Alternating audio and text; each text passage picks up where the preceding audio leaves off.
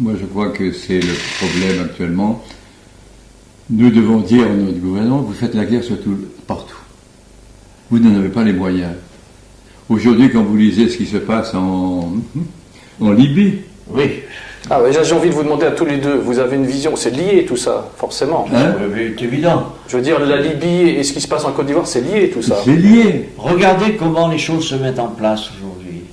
Il y a quelques années, ou quelques mois, quelques années, on a rejoint le commandement intégré de l'OTAN.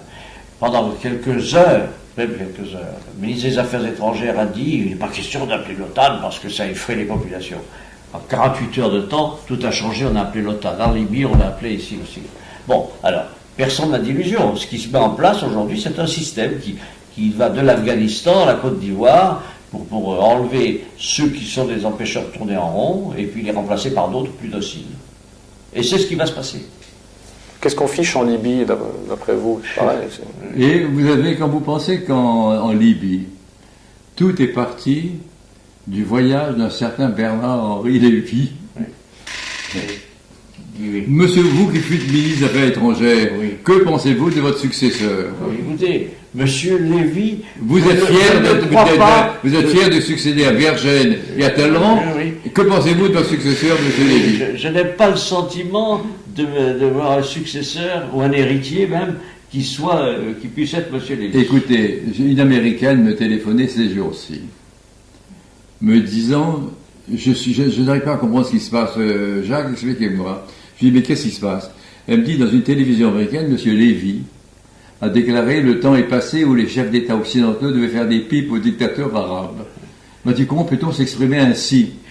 Je lui dis, mais il faut te dire compte que c'est une bande de voyous. Et en plus des voyous aveugles. Donc, qui dirige ce comité des opposants à Benghazi? C'est le ministre de la Justice qui présidait à la torture des infirmières bulgares. Enfin. Non, mais c'est pour dire que se met en place, je suis heureux que vous ayez posé cette question, et je suis heureux de vous faire cette réponse, parce que ce n'est pas évident aujourd'hui, mais elle le sera encore plus demain, se met en place tout un système dans le monde.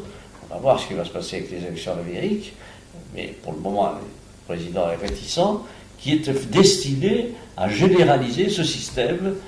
Regardez aujourd'hui, qu'est-ce qui se passe? Les Français veulent parler aux Arabes, mais on va choisir les Arabes, les musulmans modérés, les islamistes modérés. Mais on va faire le tri. C'est les nouvelles déclarations, je précise ce que vous venez de dire. C'est une nouvelle catégorie maintenant de gens, bien sûr, avec lesquels on va pouvoir parler. Ils sont des gens bien, et les autres, on va les éliminer. Voilà. Et puis, c'est nous qui les choisissons, c'est même pas eux qui se décident. Et puis il faut dire aussi que nous avons une classe dirigeante qui nous humilie profondément.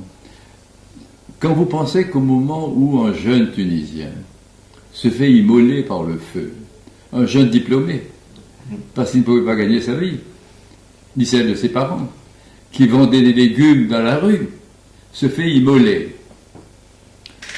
À ce moment-là, la ministre des Affaires étrangères de France est en train de faire une petite opération immobilière, disons-le, de merde, pour gagner 100 000 ou 300 000 euros.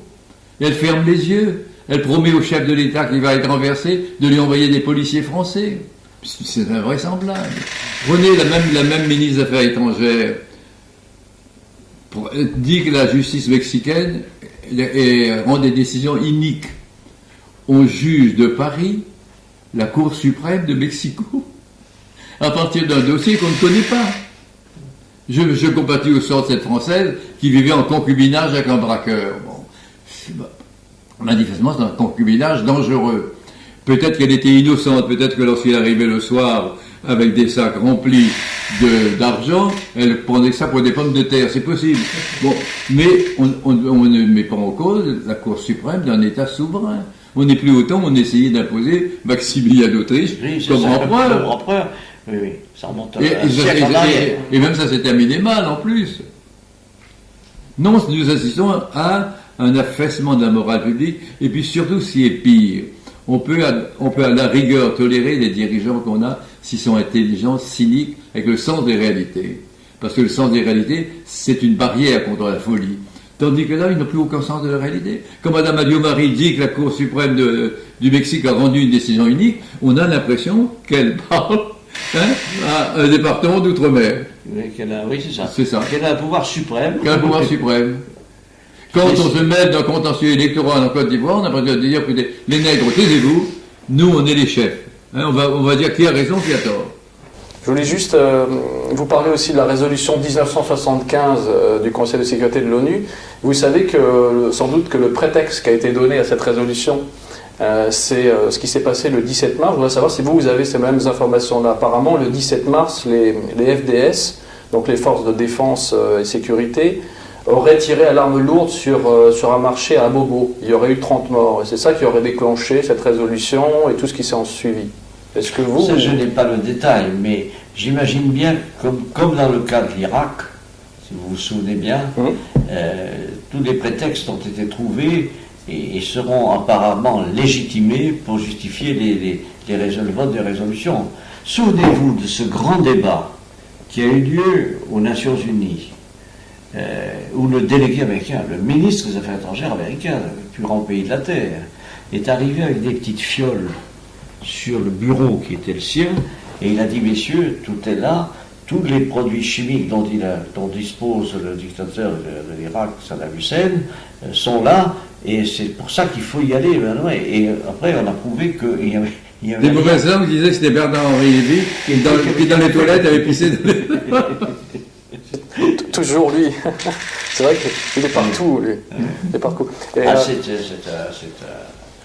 Mais c'est terrifiant. C'est un penseur. Non mais écoutez, c'est terrifiant. Moi, en tant que Français, encore une fois, de voir que c'est ce monsieur qui devient le porte-parole de l'engagement des troupes françaises en Libye. Écoutez, sans passer par les contrôles habituels, qui parle depuis le perron, qui appelle de là-bas le président de la République pour lui dire voilà ce qu'il faut faire, etc. Donc on est vraiment dans un État qui n'est plus l'État souverain que l'on connaissait. Vous imaginez le général de Gaulle, je ne veux pas parler des autres, mais le général de Gaulle dans cette situation, avec un en guerre qui là-bas l'appelle, en Indochine ou ailleurs, en général il faut venir. C'est un côté stupide. Stupide. Il n'y a plus d'État, c'est un état de choses. Petite chose.